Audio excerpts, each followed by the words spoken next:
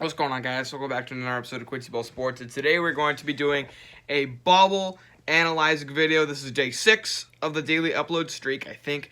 And so today, what we're going to do is we're going to analyze all the teams that are on the bubble and how they could get into the tournament or how they could maybe eventually fall out of the tournament. So we're going to talk about that today. There's about 20 teams we'll go over.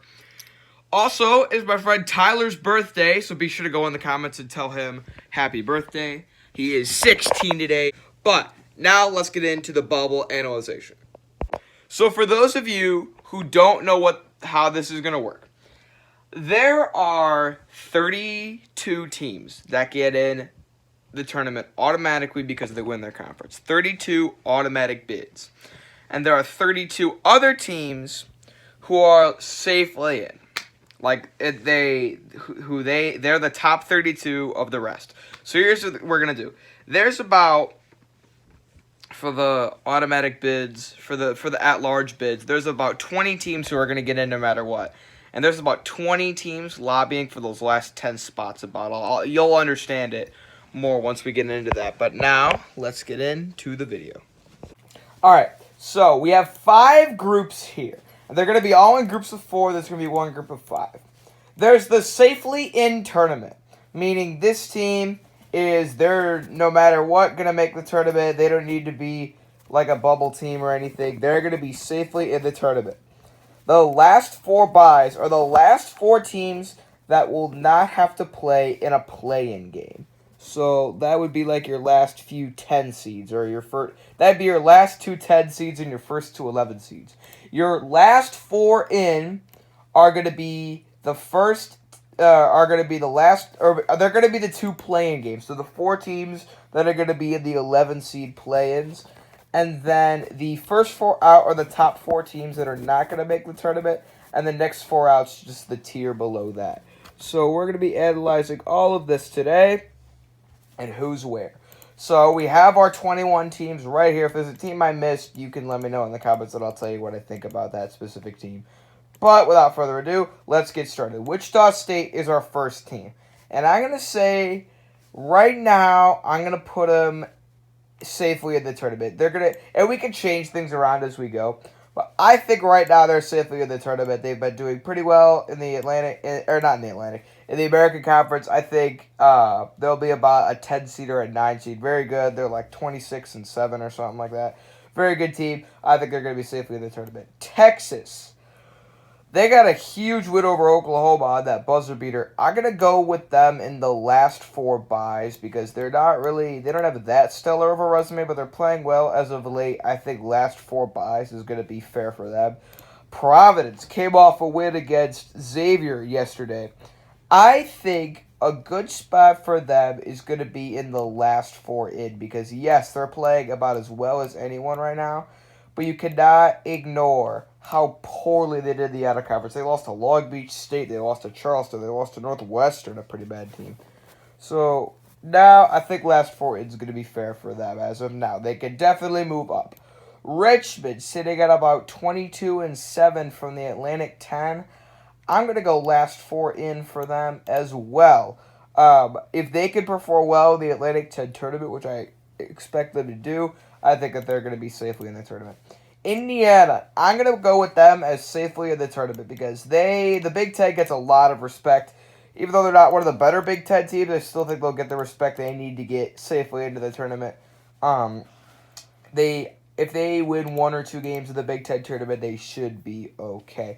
Arkansas, they're the next 4 out. They have some work to do. I mean, the Hogs, they had the biggest cupcake non-conference schedule I've ever seen. I think their best win was Indiana, which, okay, we're talking about the bubble. That could help them down the stretch, but they really are going to need to pick it up down the stretch. They're going to probably need to win 2 or 3 games in the SEC tournament to even think about tournament hopes. Oklahoma, they took a bad loss against Texas. They've been really inconsistent as of late. I'm going to go with first 4 out for Oklahoma. They very well could get back into the tournament with some good wins down the stretch here. In the Big 12 tournament, that could be an interesting thing, but I think first 4 out for Oklahoma. Now, East Tennessee State, they're 27-4. They are a spectacular team. I think they're safely in the tournament. However, I'm assuming that they're gonna get here because they're gonna win their conference. There is a possibility they could lose their conference tournament and be here or even here. We'll do a scenario at the end where if they lose their conference tournament, I think they would still get in because, I mean, their record is just, you can't deny that. They also have a win against LSU. So I think that they could still be in here if they were to lose to, say, Furman or UNC Greensboro, two really good teams. But I think they're going to win their conference tournament. I think they're safely in the tournament. NC State, they got some work to do. Next 4 out for them. I mean, they really have choked some games down the stretch.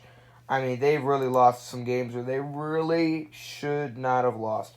I'm going to go with next 4 out for NC State, but they definitely could get up here with some work, but it's not going to be easy. Utah State, I'm going to go last 4 byes. They're sort of hanging on the edge now. If you guys saw my Mountain West Conference tournament pick, I actually think Utah State's going to win the Mountain West because I think San Diego State's going to choke.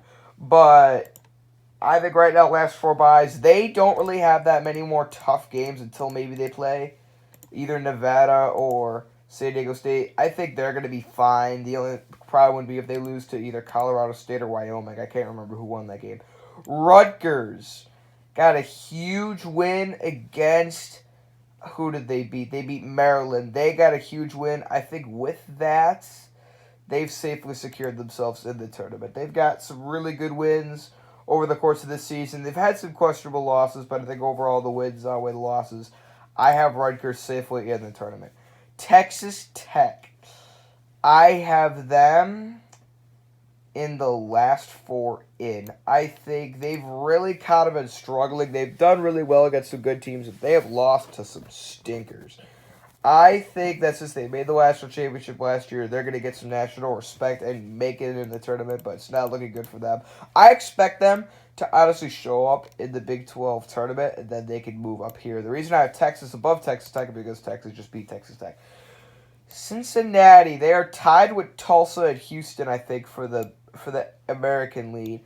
I'm going to go right now, they're just on the outside looking. Actually, yeah, I think they're just on the outside looking in. Okay, so all you can see is just that red line. Maybe I can overlay. Yeah, there we go. I think that they're just on the outside looking in. They got some work to do. I think they need to beat another really good team, the American, but I think they're right on the edge of making that tournament. Florida, they're safely in. I think they beat Georgia, and the SEC gets a lot of national respect, so I think Florida is going to be safely in the tournament. They end the season against Kentucky at home. If they win that, they're definitely in the tournament. UCLA, I have them last 4 byes. I'm not sure, and this is going to be an interesting question coming down the stretch, how much national respect is the Pac-12 going to get? We're really going to have to think about that. I think UCLA, they're on a 7-game win streak. They've been hot as of now in the tournament committee. I feel like they look more of what have you done for me lately as opposed to what did you do in the non-conference. So I think UCLA will be last 4 byes. Okay, shoot, I made a mistake. All right, we're going to move Rutgers down 1 tier. Actually, no. We're going to move Florida down 1 tier. I think Florida gets last 4 byes because I forgot. Yes, I do make mistakes sometimes, actually more than I think I'd like to admit. But Northern Iowa, I think, is safely in the tournament. They are in the same boat as East Tennessee State to where if they were to lose, would they still make the tournament? And right now, I'd venture to say no. I don't think that... Actually, hold on. If Northern Iowa and East Tennessee State both were to lose their conference tournament, I think they'd be in the last 4 in, and that would be trouble for these teams. Mississippi State took a bad loss to South Carolina. They are first 4 out for me. They, I think, need some work. They definitely could improve. They don't really have that many marquee wins. So first 4 out for Mississippi State. Stanford, they're in my last 4 in. Maybe let's move this over here. Okay, Richmond's sort of like hiding in the shadows. But Stanford, they've got some good wins. They've beaten Colorado and Oregon, although I'm not really sure how good those teams really are. But they've lost to some stinkers like Cal. They've lost to Oregon State. They've not been looking great. I still have them as the last four out of it. UCLA, they have a better overall record than UCLA, but UCLA is just dominating in Pac-12 play there. I think the conference record means a little bit more than the out-of-conference record, especially since all of Stanford's out-of-conference wins are some real cupcakes. But I still think they'll be last four in. Rhode Island, I had in the last four in last night, but with a loss to Dayton, I think that pushes them out. I don't like doing this. I really think Rhode Island is a good team, except there's one stat that I think they can't really get around, and they're 1-5 against quad one teams. That is not something to be proud of. They have really not gotten it done against some of the better teams in the Atlantic 10. I think Richmond's got the edge above that ball, although we could very well see a Richmond-Rhode Island matchup in the A10 tournament. So that could be a big, factor going forward of which one of these secondary Atlantic 10 teams makes the tournament. South Carolina, they're in my next four out. They definitely have some work to do. It's not insurmountable. They started off with a good win against Mississippi State, but they're going to probably need to beat an SEC powerhouse in the tournament. Then Tulsa, your American Conference leaders. I think for them, it's either right now they're here. Right now they're in the next four out. But I think, of these teams in the next four out, they probably have the most possibility to get out of that hole, because I think all they really need to do is just go far in the Atlantic tournament. Or not the American Conference is where Wichita State, Tulsa are, and Cincinnati. If they go far in that tournament, they're going to be sitting pretty, I think. They're like 20-9. They got a good overall record. I really think they're a sleeper here. They could even go out and win the conference and then get that automatic bid. So before we end off, I'm going to tell you what happens if Northern Iowa and or East Tennessee State were to lose. Northern Iowa's biggest threats are Indiana State and Loyola Chicago. East Tennessee State, their threats are Furman and UNC Greensboro. So that would mean they'd be kicked out of the safely in tournament area. And then they would probably, I think both of which could end up in the last four in. And of these teams, the weakest one I see getting kicked out is Richmond. Because I think that both of these, the Atlantic 10's a better conference than the Southern or Missouri Valley, but it's still not really prestigious. So I think the first team that could get kicked out would be either Rhode Island or Richmond, whichever one is playing better at the time. And then the next team I see getting kicked out, if it's of these three, I think it's going to be Providence, just because they're going to look at the early conference wins and see that they don't have that dominant of a situation. But I don't see that happening. I think both those teams are going to win their conference tournament. And right now, this is what the bubble looks like. We can update this in about a week, but this is how I see it. Let me know your thoughts down below. This is my bubble picks.